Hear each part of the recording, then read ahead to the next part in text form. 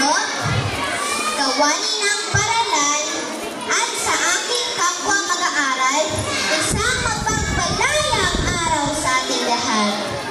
Bago po natin tapusin ang ating programa para sa pagdiriwang ng buwan ng wika na may temang Filipino Wikang Mapagpalaya, nais ko magpasalamat sa bawat isa sa atin na lumahok at nagbigay ng ating kontribusyon upang maging matagumpay ang ating pagdiriwang.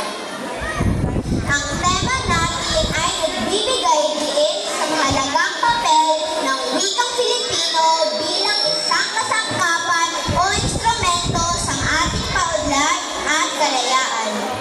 Sa pamamagitan ng ating wika, makikita natin ang ating pagkakaisa at pagkamakabayan na nagbibigay lakas sa atin upang itaguyod ang ating kultura at kasaysayan. Tulad ng ipinakita natin ngayon, ang paggamit ng ating wika ay hindi lamang isang video sa pagsasalita, kundi isang patunay ng ating pagka-Pilipino at pagkakakilanlan.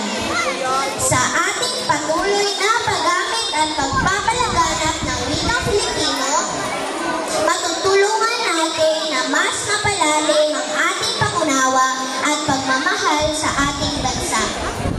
Sa pagtatapos ng ating programa, naway magsilbing inspirasyon sa atin ang ating natutuhan at naranasan.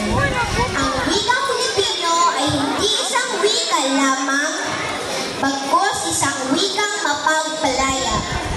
Naway ang tunay na kasarilan ay patuloy na makatawi sa ating diwa at isipan.